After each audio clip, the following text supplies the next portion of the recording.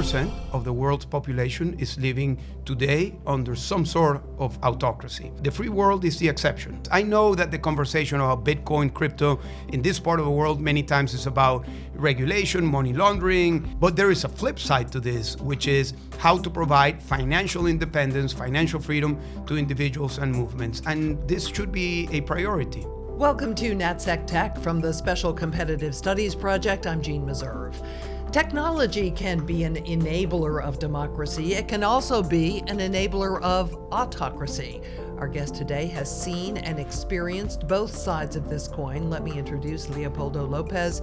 He is a Venezuelan political leader, a pro-democracy activist, and a winner of the Sakharov Prize. In 2014, he was detained by the regime of Nicolas Maduro. 6 years later, he escaped through Colombia to join his family in Spain.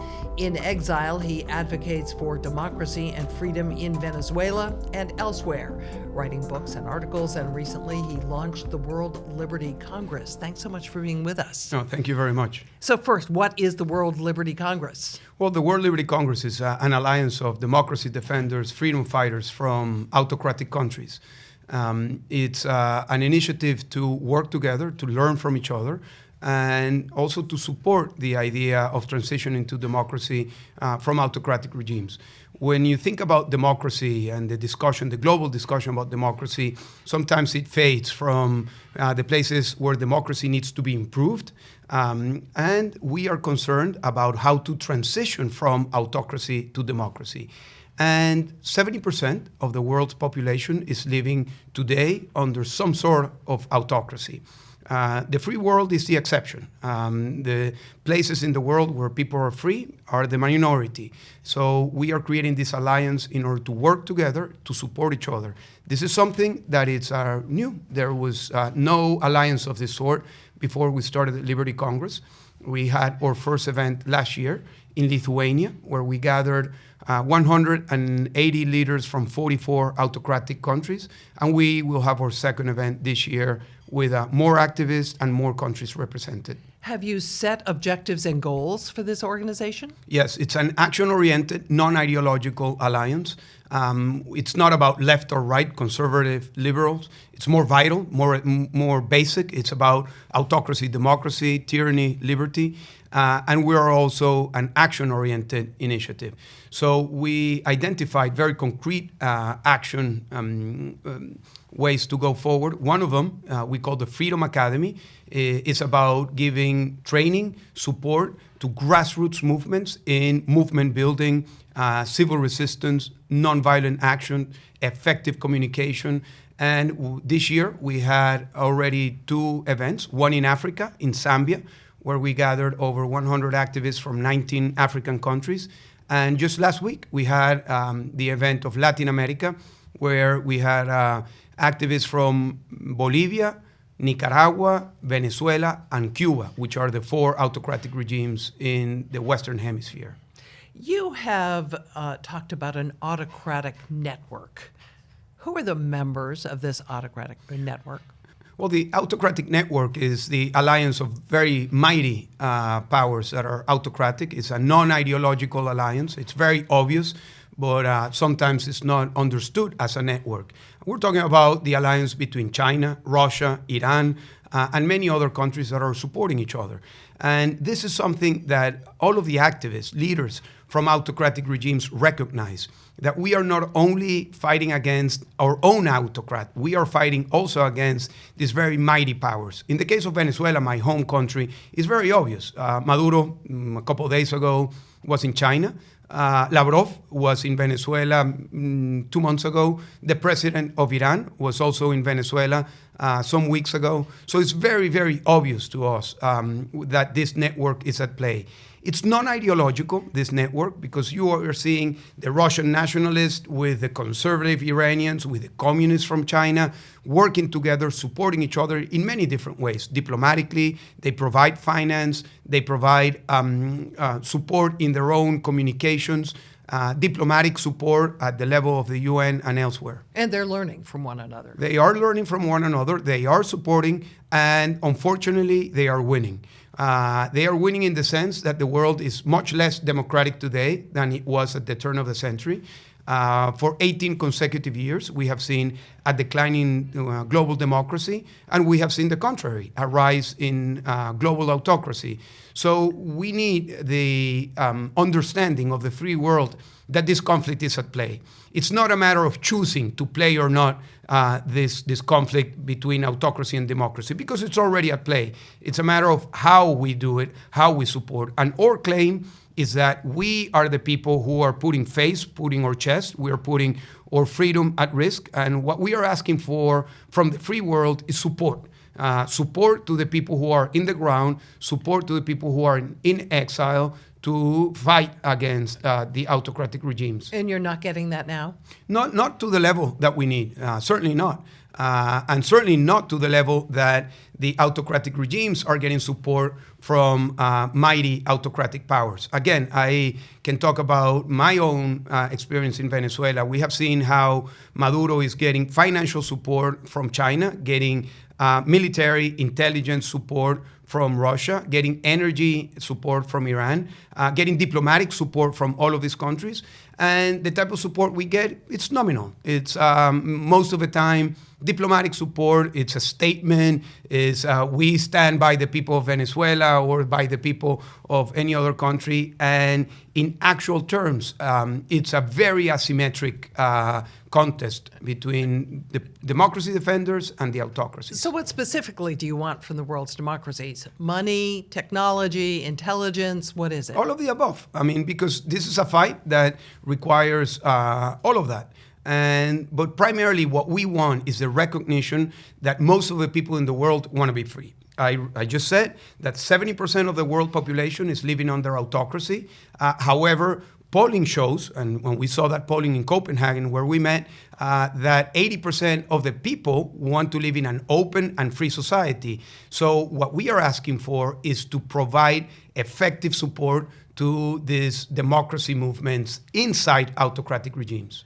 I'd love to talk about how autocracies are leveraging technology to further their ends. We've heard the stories about China using facial recognition against the Uyghurs as one example. What are some others you can give me? Well, AI certainly it's one of the newest use of technology for autocrats. We have seen that all over the world, how autocrats are really using AI. Of course, all of the surveillance technology, facial recognition is just one of them, but we are seeing more and more control of large amounts of people, of huge populations with the use of technology. So it's not true that technology by itself is a path to freedom or a path to democracy. In fact, what we are seeing today is that technology is providing a lot of support to autocratic regimes to control populations and to make them more vulnerable and more dependent on the autocratic regimes. However, there is a flip side to that. I believe that technology can provide great support to these movements. And I think the basic idea is how can technology provide independence to individuals within autocratic regimes? And I'll give you some examples. Access to internet through VPNs. That's one example. Access to financial tools so individuals can be more independent. They can get resources from their peers, their families that are living abroad, or they can go around the restrictions of the financial systems of autocratic regimes. Communications. We have all been victims of the manipulation of communication in mainstream media, but also in social media. And so talking about that for just a moment, generative AI is coming to the fore. It's going to produce even better deep fakes, as an example. Do you anticipate that is going to be employed or is being employed by autocracies to further quash democratic movements? No, absolutely. Absolutely. I mean, we have already seen it. I myself and many of the people in the network of the World Liberty Congress, we have been victims of the use of technology, communications, and just might power in order to crush the credibility, the integrity of the people who are in the front lines in the struggle for freedom. And I have seen individuals really crumble because of these attacks. And it's very cruel, especially against women activists, because they use all of these deep fakes and manipulation to go into their private lives, to create very, very negative stories about activists. And in the end, people, if they don't have an alternative story, they can end up believing and crushing the credibility and the capacity of these leaders. So yes, this is already happening. So we're all producing data all the time when we use our phones, for instance. Is that data being collected and analyzed in a way that is detrimental to democracy movements? I'm not an expert in that and in the ways that it's being used. However, I think that all of that data can also be used in order to think about what can we do in order to give people more independence and more confidence in the struggle for freedom. So we think about the big technological powers, China in particular, Iran, Russia to some degree, but they're now exporting that to other parts of the world, right? We're seeing some of these technology used for repression in African countries, as an example. Am I right? Yes, we have seen that in Africa, in Asia, in Latin America. And the real challenge is, again, how to use technology. And I think the big tech needs to come into this conversation, because big tech many times presents themselves as aseptic, that they are only about tech. No, tech has positioning. And I have seen in Venezuela, in Iran, and in many other places how big tech, in order not to compromise their presence in these countries, they end up being censoring many of the voices from activists. We have seen this from many of the big tech companies. And of course, I think that they need to come into the conversation and assume a responsibility in the struggle between autocracy and democracy. They want to make money. Oh, for sure. They want to make money. And I think that the basic premise should be, if your profit is against our freedom, well, your profits are dirty. We have seen efforts to deconstruct what we all know as the World Wide Web into what's been called the splinter net. How concerning is this to you? I think this is happening with the access to internet, and it's also happening with money. You are seeing how Russia and China are trying to create their own ecosystem for financial walls around countries. And I think the concept is the same. What can we do? What technological tools can we provide to the people from those countries? And one very simple thing that we need to keep awareness on the discussion of tech and democracy is very basic. Access to internet and access to smartphones. If we don't solve that infrastructure issue, all of the apps, all of the AI, and all of these tools that could be provided are just theoretical, because if you don't have access to internet or a smartphone, you basically can't use it. So I think a commitment, much in the same way that the world came together to provide a vaccine to COVID, we need to come together in the free world to provide free and uncensored access to internet. And this is a big game changer. And if we have that, all of the apps in all of the different areas can be accessible to the people from these countries. Without internet, it's all theoretical. But is that possible in a repressive regime? Well, it's possible technically, yes. I mean, you're seeing it with Starlink and other technological... But I'm thinking about en masse distribution of smartphones, for example. Is that something you could actually do? Well, I think it's a problem to be solved. I mean, 2020, early 2020, there was no solution to COVID, and then the best minds and institutes came together to provide the vaccine, and now we're not wearing face masks. So I think that there is a technological challenge that should be a priority of the free world. Talk to me a little bit more. You've touched on it, but I'd like to go more in depth into how democracy advocates are leveraging technology to promote their cause. Well, I can give you some examples. In terms of communication, we have been forced to use VPNs in order to get access to information that is censored in our countries. And we have seen this widespread in different countries, and particularly in moments of protests and massive protests. We saw this in Iran, we saw this in Venezuela, we've seen this in Belarus and in other places where technology can provide a solution to democracy defenders. Another technology that I think needs to be at the center of the discussion is the use of cryptocurrency, Bitcoin, in order to provide access to financing and provide financial independence to individuals and movements. What we have seen over the past 2-3 years with great acceleration all over the autocratic world are laws that are being passed in order to crush NGOs and movements, make them illegal, and forbid them to use the financial system within the autocratic regime. However, cryptocurrency allows you to have access to funds and to exchange funds within a country. And we had a very concrete experience in the case of Venezuela. It was 2020. There were some funds that were freezed by the US government. And we came up with a project in order to provide direct assistance to medical doctors and nurses. And this needed to be a massive program in order to be effective. So we were able to identify, register 85,000 medical doctors and nurses. And we worked with the US government to get a license that was approved by Treasury and OFAC to use a stable coin in order to provide that direct assistance. So for months, we were providing $100 in direct cash transfer to medical doctors and nurses whose salary was $3 and $5. So this was a big game changer. It had a big impact for the people. It had a big impact for dealing with COVID, and it had a big political impact because the nurses, the doctors, and the people knew that this was not coming from the regime, but it was coming from the democratic forces.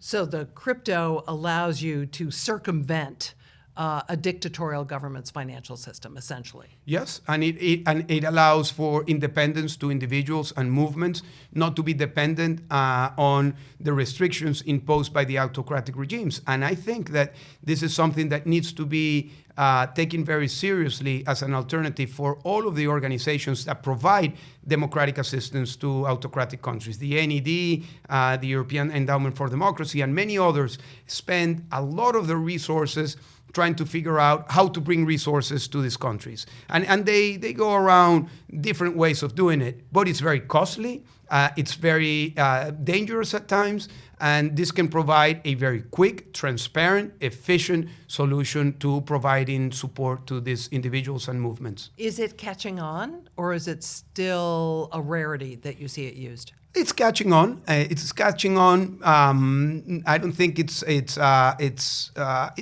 more of a grassroots catching on type of process. But I think we need to accelerate. And I think for that, the free world needs to come together and think of this. I know that the conversation about Bitcoin, crypto in this part of the world many times is about regulation, money laundering, and all of this. But there is a flip side to this, which is how to provide financial independence, financial freedom to individuals and movements. And this should be a priority. With all these technologies, there seems to be a flip side. Well, there is, and we need to find, the positive flip side to this, because as we have heard, technology is happening and it will continue to unroll. That's something that cannot be stopped. You cannot stop AI, you cannot stop crypto, you cannot stop, many of these innovations. What we can do is channel all of these efforts in the right way. And I believe that one of the critical challenges that we have is how to make freedom investable. How to make many of these initiatives that provide independence to individuals within autocratic regimes, that it's an initiative that can be profitable. Because if that's the case, we will have the resources, the brain power that is necessary in order to confront this autocratic expansion. One of the things that I know you've heard, because I've heard it, is that democracy needs to deliver for its citizens to hopefully prevent further erosion. Are democratic governments, in your opinion, using technology effectively to deliver to their own citizens? Well, it's a different discussion. It is. It is. I mean, I'm more concentrated in what we do in order to transition from autocratic regimes to democracy. However, when we talk about democracy, it's very common that we focus the discussion in how to make democracy better. And I believe that is crucial, because if democracy doesn't deliver, people won't support democracy. And that's very simple. So there needs to be a lot of effort in democratic countries, in weak democratic countries, in order to make democracy deliver, to make it more effective. But the situation for people from autocratic regimes is it's different, because we are not struggling for democracy to deliver because we don't have democracy. We are struggling to transition to democracy. And this is a conflict. And we need to understand this. I mean, because the people who are in power, they don't want to let the power go. So the people, the free people, the people who want to transition to democracy are willing to take risks. And these are the people, the movements that require the right level of support. Shot in the dark here. Are there technology companies that are working directly with you and other democracy advocates to create the kinds of tools that you need? We've done some outreach with some of the different companies, some big tech, some more at the venture level. So yes, I mean, we have been engaged in different conversations about how to use technology.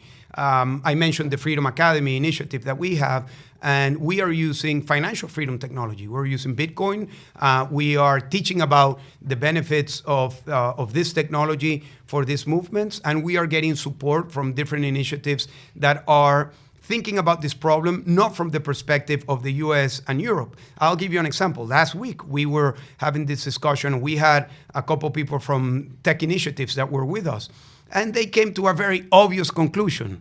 That was, well, if there is no access to internet, what can we do? So they are thinking of ways to use these tools without the type of access to internet that they have in Europe, in the US, and in the global north, to put it in a way. So yes, we are working, but we need more. And we need the big tech to have a commitment to democracy and freedom. That is crucial, because if these big tech companies remain aseptic and they remain neutral to this conflict, well, chances are that they will be catering to the interests of autocratic regimes. So taking out the lens, as you've mentioned, Freedom House has documented the retreat of democracy, that 70% of the world's population now lives in autocracy. How do we reverse the trend? Well, I think to reverse a trend, first you need the will of the free world to want to reverse the trend.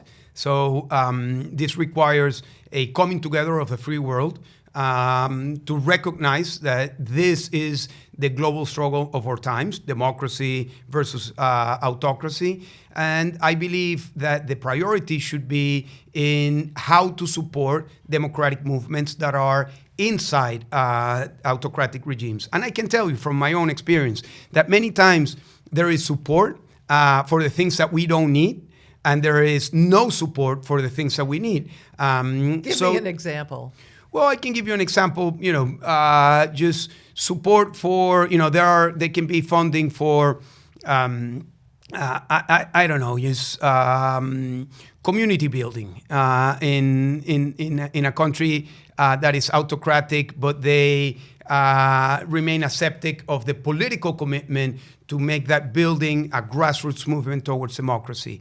We need to get a lot more support for training, for capacity building, for all of these movements. So, and it needs to be also very simple to have the access. Many times the access to resources comes with a very heavy load of bureaucratic engagement. So you have a lot of these movements more concerned and spending most of their time in the bureaucratic issues than in doing the effective impact of their time.